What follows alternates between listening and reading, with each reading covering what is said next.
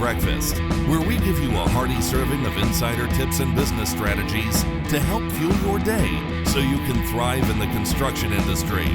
Now, here's your host, Tip Top Tim Fitch. And hi, and welcome to the next episode of the Construction Big Breakfast with me, Tip Top Tim Fitch, my colleague, Ben Pritchard. And our very special guest, Tim Chapman-Cavanagh. You got it right, yeah. From Assael Architecture. Yes, indeed, yeah. So, welcome, Tim. Thank you. So, there's two Tims today, and of course, if you've been watching this podcast, you know what happens next. I'll say, and Tim, what did you have for breakfast this morning? So my breakfast was Rice Krispies with chopped up banana in there, and then I had a little bit of kiwi fruit and a little bit of blueberries, but they were just the ones that my kids left over, so I can't declare that it was actually my breakfast, but it all contributed to my breakfast. But fairly healthy though. Yeah, fairly healthy, but could be healthier. And Ben, what did you have? Well, learning slightly from the mistake last time, I went for a bowl of porridge today to try and warm me up after a very cold start to the day. It was cold this morning, and I typically walk from Baker Street to here, which is a fairly long walk, and stop off somewhere for breakfast. And I've been travelling for a few weeks. Just before I went travelling, I spotted this place going home one night. A restaurant called Denge, which is Iranian apparently. And outside it had this sign on the front saying full Persian breakfast available. So this morning I had the full Persian, which was a new experience for me. I'll tell you what it consisted of roughly. It was 2 fried eggs, there was some tomatoes and cucumber, honey, which I didn't eat. People know. There was a very interesting Iranian type of marmalade, which was really thinly cut, orange peel, masses of it, and not much juice. Really nice. Something I thought was labneh, I actually think it was probably whipped cream. What else was there? A bit of cheese and this wonderful flatbread. Oh wow. So that was quite a good experience, but it's something different. Yeah, very different, yeah. Didn't expect that. But anyway, so you have to expect the unexpected. Is the full Persian better than the full English? That's the question. I'd say they are culturally so different that you can't really compare. You can't really compare. Good answer. But the bread was the real winner. The bread was the thing, because it was a lovely flatbread, quite salty, had sesame seeds and all sorts of things on it. Nice, very nice. Very nice. Good. So Tim, so the reason, or one of the many reasons we invited you here today was we were talking a few weeks ago about some of the really interesting things Assael have been doing over the last few years, and how a lot of it is really sort of pushing the boundaries of what architects are doing. You're building things that haven't been built before, designing things that haven't been built before in the UK.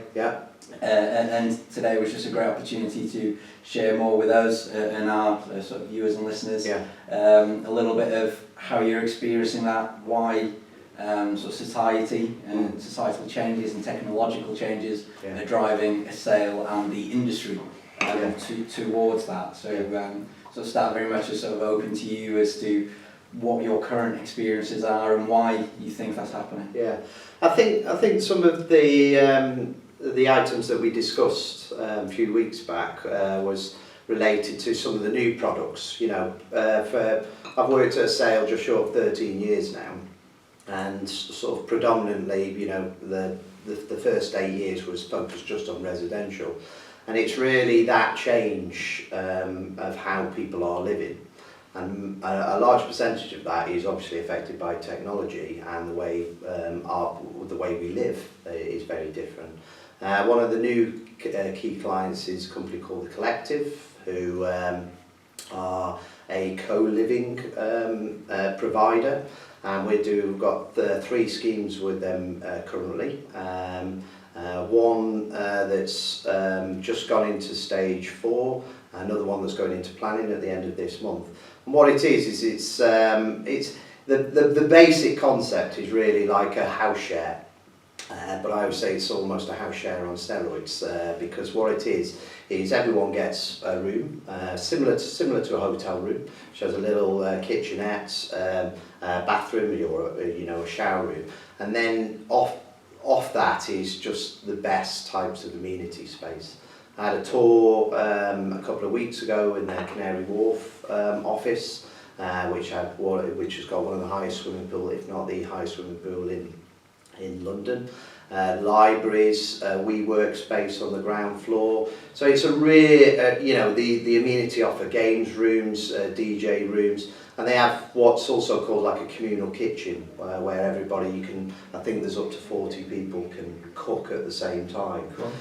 So the sense of community and the way that sort of technology has created this platform where people live, and what they also offer is a series of events through the week. They also have an app which shows that these events, and also you can plug into the community. So that one I think has just over 700 rooms in there. That building is not pure co-living, it's a split between co-living and hotel use. And the hotel guests get to share all the facilities together. But it's those series of events that they put on, and that's developed through an app, and people use the app, and that the sense of community. And it was a concept that was devised, and I think it was really for millennials.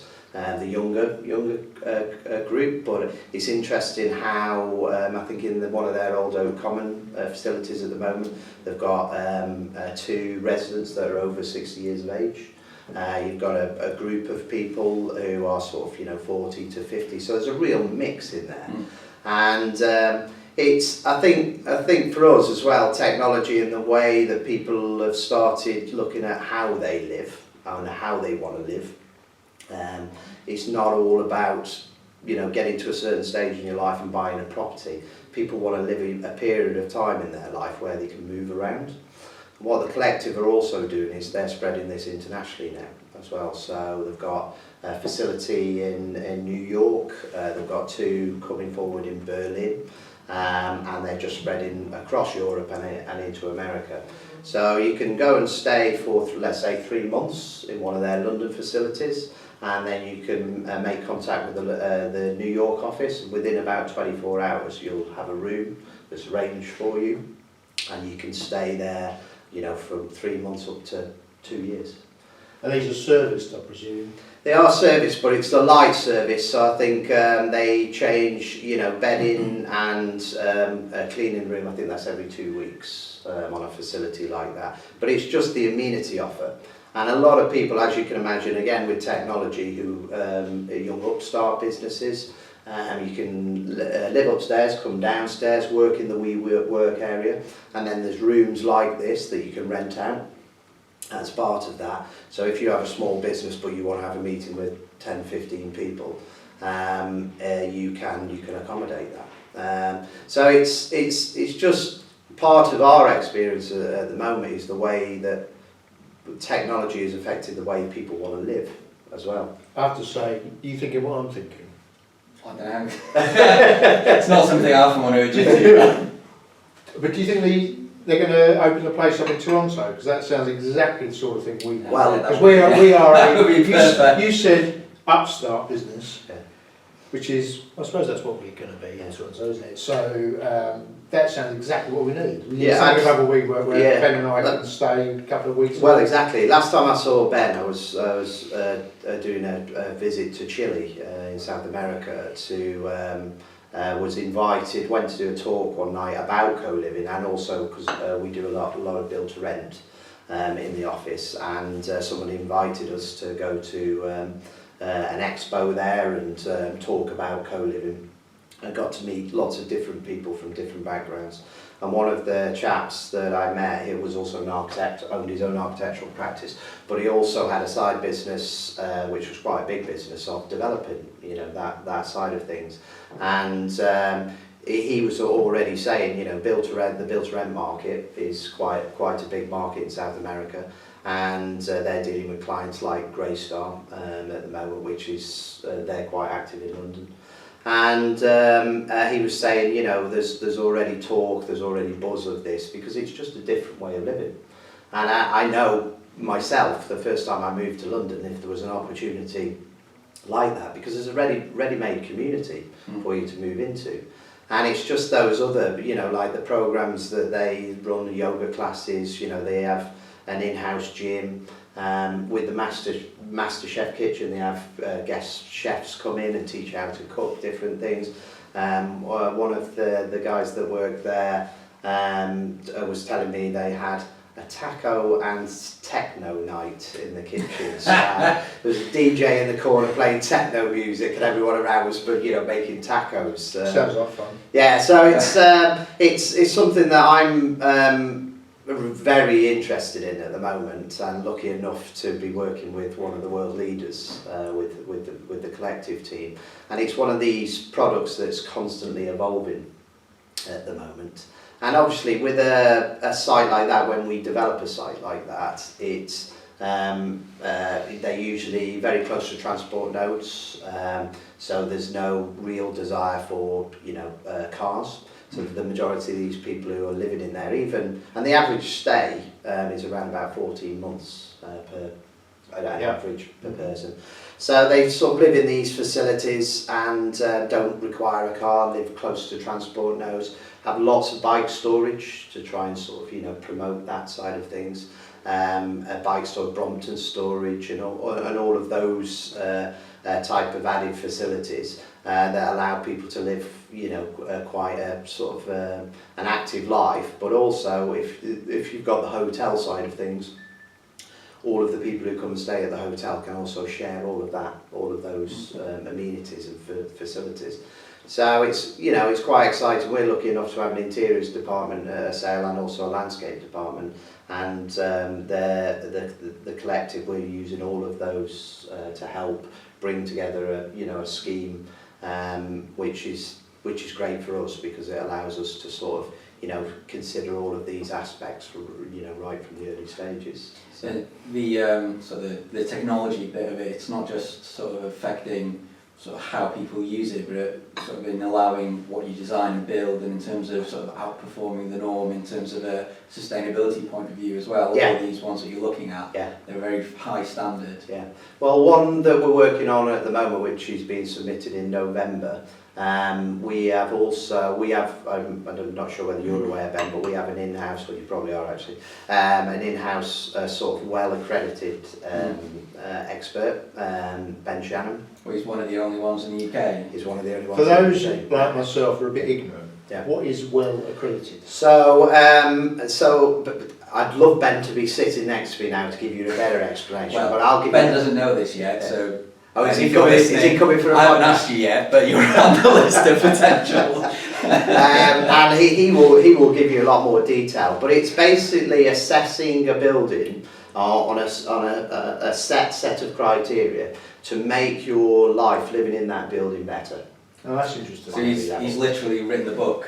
So Yes, he's written a book over the last couple of years that was published last year, maybe a little bit earlier. Yeah. There's a copy of it. I think Sarah has it at the moment. Yeah. That he published for Reba with Reba, all about again pushing the boat out, how materials change the way an individual interacts with buildings, how it makes you feel, things like this. It's really interesting, really water, clean air, natural light. Now it's all coming into play. So I'd never heard of that before. Yeah, it's quite a new thing, and it was interesting that the collective were already interested in it, and it was just by pure luck that we sort of, you know, said, well, we've got somebody in-house who deals with it. So they will, once that one pushes forward, they will probably be the first well-accredited sort of co-living facility in, dare I say it, in the world, but certainly in the UK. So they're really open to the sustainability items. One thing we've got to try and persuade them of at the moment is modular construction. Okay. And technology. We've got some in-house experts who are dealing with this on a couple of projects at the moment, especially with build to rent. It's something that we're looking at because a lot of these things that we're looking at now are a rental model. its speed of construction. And obviously, you know, with the modular side of things, you know, it can shave 6-7 months off the programme. And what's your preference for modular? Is it volumetric or flat pack? Well, it's interesting because the volumetric is something that we're looking at on a number of projects at the moment.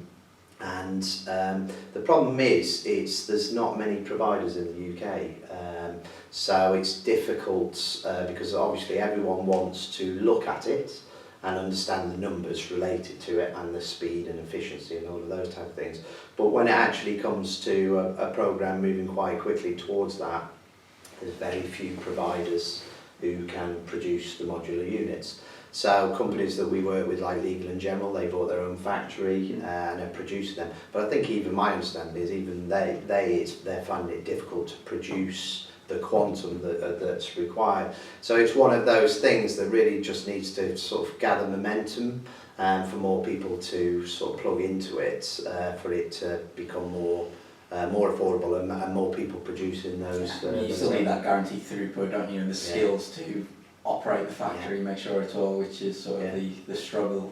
But someone said to me the other day, you know, what would you rather do? Would you, you know, if I give you a kit of parts to build a car in a windy, rainy field, or, you know, give you a nice sort of warehouse environment with heat and everything, you know, you look at the comparison and you look at the workforce of what they need to deal with on site and the elements that they need to deal with, and putting it inside, and, you know, just the process. When you go, we've been on a couple of site visits to the factory. When you look at how it's produced, it's quite impressive.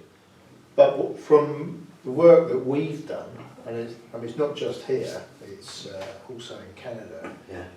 For reasons which are obvious, these factories are often, they're away from the southeast often, they're in places where it's not easy to get the right level of labour. Yeah. I think that's what one of the problems Legal & General have had. Yes. I think the majority of factories are in the north of England. Because the other thing as well, you've got to think about the transport, you know, bringing these elements, you know, and the majority of that construction is happening in London, or that type of construction is happening in London. So it's, you know, thinking about the transport of getting these from, you know, one end to the other. So it's, again, if you're looking for somebody else for podcast and modular, Alex in our office is the guy that you want to speak to. He'll bring lots of fancy models as well. Sounds like we should have an offshoot of this podcast. A year in the life of Assael.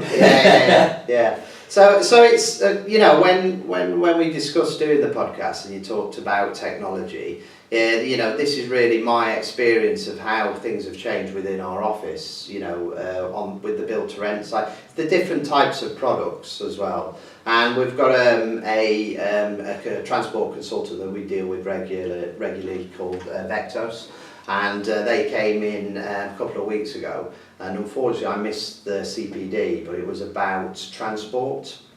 And I think, you know, when you think about the types of development that we're doing at the moment and the impacts on, you know, electric cars, you know, in the not too distant future, and the effects on them. Like I had a pre-app yesterday, I won't mention where it was, but they wanted almost, it was a scheme of over 500 units, and they almost wanted 1-for-1 parking. So we were trying on quite a small site, let's say, to generate 500 car parking spaces. In central London? No, slightly outside, and that's why. Makes a bit more sense. Yeah, we're submitting a scheme next week in Richmond, which is a car-free scheme. So that's over 400 units, but that's completely car-free. And, you know, like I say, when you go a little bit outside of London, you know, they've still got this mind that, and this, when I say this project is literally on the train station and literally on the bus station, but they still want 500 car parking spaces. You know, we should be really designing now, and the councils should be really sort of taking into consideration how that shift is going to happen with electric cars, and also the decline. I think as part of their the information as part of their CPD that they provided, which I read through, they were saying the decline now in people applying for driving licenses. Yes. is It's massive. The number of driving houses has peaked. Yeah, it's dropping away. I think I also read that in the last 9 years in, I think it was in San Francisco, there's been a 20% uplift in people ditching their cars and just using Uber. So car sharing facilities, and it was interesting. We looked at Assael maybe 2 or 3 years ago, which was sandwiched in between almost 2 dual carriageways, and you think about the pollution in that area and also the noise, and then you think about that in 10, 15 years from now, and those sites which are going for pocket change, let's say, because of the environment they're sitting, that's going to be a very different environment in 10, 15 years. So it'll be interesting to see some of that land stock that people just avoid at the moment for those reasons, to see what the effects are, with electric cars in the future. With the sort of the co-living stuff, especially, like you say, it's very geared towards millennials. Yeah. Millennials want that social mobility. They want their ability to sort of drop in, have the amenities and go away. Whereas previous generations, it's all been about, how do I get onto the housing ladder? How do I buy my first house and sort of grow from there? There's been a real shift in that, yeah. And even sort of, and the shift has been fairly quick, because build to rent happened and that grew, and then all of a sudden you've got the co-living stuff growing and growing and growing. Do you think this is a short-term thing, or do you think this is almost the answer to the housing? No, I don't think it's a short-term thing, and I think for me, it's always about options. You've got options available there. When I was finished university, and then it was like, I was thinking then about when I would, look to buy a house, and I think the opportunities now for when I see the younger members of staff in our office and trying to understand what type of deposit they need to generate and live in London, that opportunity of buying your home is very difficult. And also there's been a real shift from different people that I spoke to. They don't necessarily want to have something that ties them down. They might want to do a year in London and then a year in New York, or go to Europe and spend a period of time. And I think what I like about it, it's not right for everybody. What I like about it gives you options. It's not just I've got to buy or I've got to rent. It gives you the opportunities of maybe renting short term. And if your life changes and you've got a short stopgap for 3 to 6 months, you can go into this type of facility. If it's not right for you, you can look at a more permanent facility. So for me, it just gives options. And I know as a younger man, when I was a younger man, if I'd have had that as an option, I definitely would have gone in there. Because it's funny, I'm reflecting as someone who's on the work, nearer to 60 than 50, that you need less stuff nowadays, don't you? I mean, your phone, that replaces your gramophone, doesn't it? And all your records, and your alarm clock, and all the other stuff. You can move around much easier. You've probably got the same number of clothes, but the other clutter, you don't need it, do you? No. It's really interesting. So the Gadget Show, which is on Channel 5 these days, but it's 15 years old, and they did a comparison about what they reviewed 15 years ago that is now all in the new iPhone, and it was ridiculous. It's just all condensed into one. The Sony handheld video camera with its mini disc and 2 megapixels. I mean, we thought it was state of the art. Was that 15 years ago? If you're moving, as you say, like the millennials might want to go 4 months here and 5 months there, that sort of thing. You don't even have to cart TV about anymore, do you? No. If your phone isn't good enough, your laptop is. Exactly. It's all been condensed down. But what I find most interesting about the co-living as well is that that sense of wherever you move from, you move into a major city. If you don't know anybody, you can come in and you can quite quickly, you're within a community. I know you can have that probably in a house share, but it's a little bit more condensed. At least in this type of facility, you can get lost in different parts of the building. And I think the loneliness side, and when Ben, comes in and talks about sort of well-being, that side of things, I think, just gives people just remove some of that. And I think that's why some of the older generation. I was about to say some of the other interesting stuff that you're doing. So co-living is very much, like you say, geared at millennials, even though you're finding some older generations coming in. But you're also looking a lot at the later living side of things. And as people are living longer, better sort of lives in their old age, there's a need for different environments for them as well. It is, and interestingly enough, part of, again, one of my colleagues, Rory, can come in and talk about this. So as you've all heard, Assael, the boss so that's says you all have to come. That's 3 on the list. And again, he can talk in a lot more depth, but what the concept is most providers for senior living look within a mile radius of the high street for obvious reasons. What Rory's been looking at, and others in the office, is now how technology has affected the high street. As we all know how it's affected the high street, it's trying to get residential dwellings and people living in the high street, so then it will reactivate those areas. So one of the concepts we're looking at the moment is a sort of senior living option on the high street. So you sort of have almost a cafe type library entrance that you come into, and then you go through. Again, it's a similar concept to the co-living, but for a slightly older generation. That side of things is gathering pace as well. Well, Tim, I have to say we've had a fascinating discussion. Yeah. We started off talking about millennials and co-living, Yes. now we're talking about old timers. Through all generations. And it's interesting. It's fascinating to understand how the development world is working out what the future's going to look like. And I have to say it's very appealing. Right. I'm quite looking forward to being older. But I'm quite excited for the younger generation that these sorts of facilities have been, because they sound like great places to live. They're sort of like student living plus. It is. That's it. So that's been a really fascinating discussion, Tim. I'm very pleased that you could find the time to come and see us. I enjoyed it. It's good. And I hope our viewers enjoyed this podcast, the latest episode of the Construction Big Breakfast. And please tune in. The next one will be in a couple of weeks' time. And goodbye. Invennt offers business strategy consulting. We help you rise above the mediocre and cement your business into your clients' long-term plans by analyzing your business and then formulating a plan to implement proven techniques to improve its long-term performance.